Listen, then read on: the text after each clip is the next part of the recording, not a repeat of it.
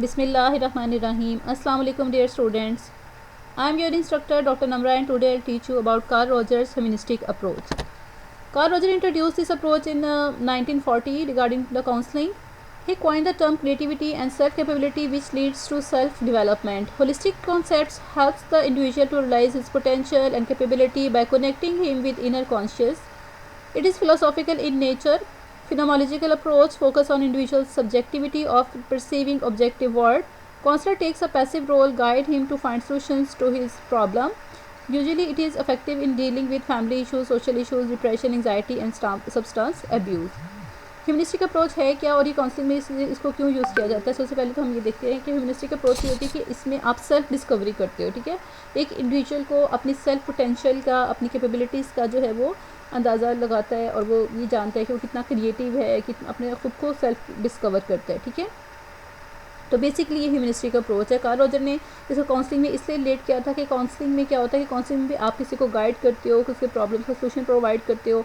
यहाँ पे जो काउंसलर का रोल होता है वो पैसिव होता है कि वो ज़्यादा इंटरफेयर नहीं करता, बल्कि वो एक्टिवली सुनता है, लिसन करता है, क्या वो बात बता रहा है, जो क्लाइंट है या पेशेंट है वो क्या किस चीज़ पे फोकस कर रहा है, आप उसको डीपली जो है उस पर कीन ऑब्जर्वर बन के उसको ऑब्जर्व करते हो, उसकी जेस्चर्स को और उसकी बॉडी लैंग्वेज को और उसकी टोन ऑफ वॉइस को, तो चीज़ें आप देखते हो, फिर उसको प्रॉब्लम का सोल्यूशन बताते हो या उसको डिसीजन मेकिंग एबिलिटी जो है वो देते हो कि आप खुद से डिसीजन सेल्फ डिसीजन ले सकें। तो ज़्यादातर ये कोप करता है डिप्रेशन को, सोशल इश्यूज़ को, फैमिली इश्यूज़ को, इंडिविजुअल मैरिड लाइफ में या एजुकेशनल पर्पज़ में या प्रोफेशनल लाइफ में, और इसके लिए जो है वो यूज़ किया जा सकता है। Client or person centered approach. The man is the maker of his own destiny by resolving the issue by help of inner sources to live in this objective world. Constant passive role reflects the thoughts which gives clue to the inner sources. Person's subjective understanding of the event. No standardized therapeutic process. इसमें कहते हैं कि इंसान खुद से अपनी किस्मत बनाता है और अपने इनर सोर्सेज को यूज़ करते हुए यूटिलाइज़ करते हुए अपने ऑब्जेक्टिव वर्ड को, अपने सराउंडिंग वर्ड को देखता है, ऑब्जर्व करता है और प्रॉब्लम का सोल्यूशन जो है वो फाइंड करता है। काउंसलर का रोल इसमें भी पैसिव होता है, जो कि आपको अपने इनर सोर्स, इनर एबिलिटीज़ को पॉलिश करने में, बिल्डअप करने में आपकी हेल्प करता है और आपको अंडरस्टैंड करता है कि सिनेरियो में क्या सिचुएशन है और आपको उसको प्रॉब्लम जो है वो प्रोवाइड करता है, ठीक है। इसलिए कोई स्टैंडर्डाइज को थेरेपी की या कोई भी जो है वो एक्सरसाइज वगैरह की ज़रूरत नहीं होती, बल्कि इसमें आप निगोशिएट करके, कम्युनिकेट करके उनको प्रॉब्लम का जो है वो सोल्यूशन प्रोवाइड करते हैं। इसलिए क्योंकि इस पर मेन फोकस क्लाइंट पे होता है, इसलिए उसको पर्सन सेंटर या क्लाइंट सेंटर अप्रोच भी कहा जाता है।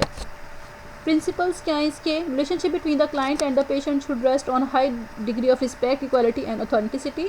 इसमें ट्रस्ट लेवल होना चाहिए, आप इस रिस्पेक्ट दे रहे हैं दूसरे पर्सन को और वो आपके ट्रस्ट वर्दी हैं, तो आपके साथ कोई इंसान अपनी फीलिंग्स को, इमोशंस को, अपने सीक्रेट्स को शेयर करेगा। An approach in which a person observes each passing events and the factors causing trouble so that he could mold or change to have desired results. तो इसमें वो कह रहे हैं कि आप डिज़ायर्ड रिजल्ट्स के लिए आप बिहेवियर मॉडिफिकेशन किसी के कर रहे हो या अपने फ्लेक्सिबिलिटी पैदा कर रहे हो, उसके अंदर पॉजिटिव एटीट्यूड डेवलप कर रहे हो, क्या उसको प्रॉब्लम्स क्या हैं, सिनेरियो फैक्टर्स को, सबको आप रीजंस को आइडेंटिफाई करते हो, जानते हो और फिर देखते हो किन वो सिचुएशन से गुजर रहा है और क्या उसके अंदर चेंज जो है वो पॉजिटिव आ रहा है या आप चेंज किस तरह से डेवलप कर सकते हैं। Client-centered approach. The naming of client-centered therapy was coined due to the shift in the focus from the therapist's behavior in the experiencing of the clients. The internalization process of helping the client to frame self-concept of them push the naming of this therapy or client-centered. Focus on therapeutic relationship and rise the core condition model. इसके लिए core condition model को उन्होंने introduce करवाया है और जिसमें project of Wisconsin helped in proving core condition model to effective augmented therapy for schizophrenia. तो वो कह रहे हैं कि इसके लिए उन्होंने डिफरेंट मॉडल्स को इंट्रोड्यूस करवाया है, जिसमें उनका अपना इफेक्टिव ऑगमेंटेड थेरेपी मॉडल भी है जो शिज़ोफ्रेनिया के पेशेंट्स को डील करता है। शिज़ोफ्रेनिया जो है वो एक सीवियर कंडीशन है, मेंटल डिजीज़ है। एजुकेशन साइकोलॉजी में इसको आप स्टडी कर सकते हैं और ये इसकी मतलब ये ज़्यादा सीवियर कंडीशन है। अगर हम जनरल गाइडेंस एंड काउंसलिंग की बात करें तो एवरी इंडिविजुअल जो है उसको मेरे ख्याल से गाइडेंस की या काउंसलिंग की ज़रूरत पड़ती है, किसी भी स्टेज पे, किसी भी लेवल पे, ग्रुप में, एजुकेशन पर्पस के लिए, प्रोफेशनल लाइफ के लिए, सब्जेक्ट सिलेक्शन के लिए और अपने पर्सनल इंडिविजुअल लाइफ के लिए, सोशल प्रॉब्लम्स हो सकते हैं, कोई भी प्रॉब्लम हो सकते हैं, तो उसके लिए आपको गाइडेंस एंड काउंसलिंग की ज़रूरत पेश आ सकती है। तो वो कह रहे हैं कि डिफरेंट में थेरेपी जो है वो आपको बिहेवियर को देखते हैं, एक्सपीरियंस करते हैं कि जिसके नतीजे में वो क्या आप वो ये देखते हैं कि आपका सेल्फ कॉन्सेप्ट क्या है, सेल्फ डिस्कवरी क्या है, अपने आप को कितना जानते हैं, ठीक है, क्योंकि इसमें ज़्यादा क्लाइंट पे फोकस किया जाता है और क्लाइंट का और जो काउंसलर का रिलेशनशिप जो है वो स्ट्रॉन्ग होना चाहिए, नेगोशिएशन, और इसके लिए डिफरेंट तरह की वो स्ट्रैटेजी अडॉप्ट कर सकते हैं to cope the anxiety, depression, और आपको एक नॉर्मल लाइफ की तरफ लेकर आने के लिए।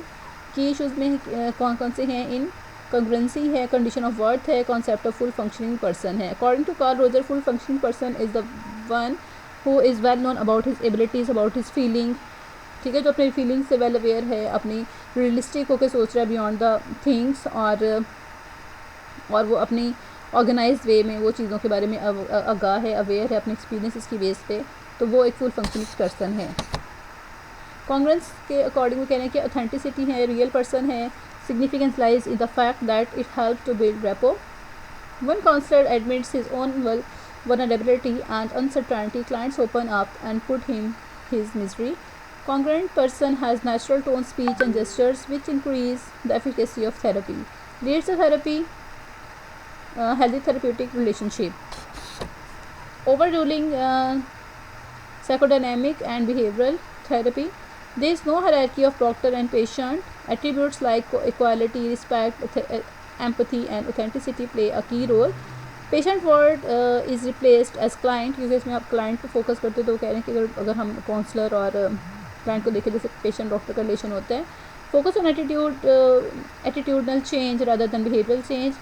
Quality of therapeutic relationship matters the most. Techniques use listening, accepting, understanding and sharing. Clients comes with in a congruency, goes with congruency, realize the objective word with his subjective knowledge, ठीक है। इसमें वो ये कह रहे हैं कि आप अपने एटीट्यूड के अंदर बिहेवियर को मोल्ड करने की बजाय अपने पॉजिटिव एटीट्यूड डेवलप करते हो और एक स्ट्रॉन्ग रिलेशनशिप बिल्डअप करते हो। डिफरेंट थेरेपी, डिफरेंट टेक्निक, जिसमें आप ओपन उनकी बातों को सुनते हैं, लिसनिंग है, एक्सेप्टिंग है, अंडरस्टैंडिंग है, शेयरिंग है, नेगोशिएशन है और डिसीजन मेकिंग एबिलिटी है, ठीक है। इसमें आप रियलाइज़ करते हो प्रॉब्लम्स क्या, सिनेरियो क्या, ऑब्जेक्टिव है, सब्जेक्टिव है, तरह सब चीज़ों को देखते हो। कोर कंडीशन मॉडल के अंदर वो कहने अनकंडीशनल पॉजिटिव रिगार्ड में आ जाता है। Accept the client as it is, gives affection and care, show positive attitude towards client, ठीक है। एक तो वो जो भी आपसे बात शेयर कर रहा है, आप उसको आप हैरत का मुजाहरा नहीं करेंगे या फिर ऐसे जेस्चर नहीं देंगे, या आप उसकी बात से ऐसे कोई बॉडी लैंग्वेज नहीं शो करेंगे कि जिससे वो नर्वस हो, बल्कि आप उसको एक अफेक्शन और केयर के साथ डील करेंगे और पॉजिटिव एटीट्यूड में रहेंगे, ताकि और वो जैसे है एज इट इज़ आप उसको एक्सेप्ट करेंगे।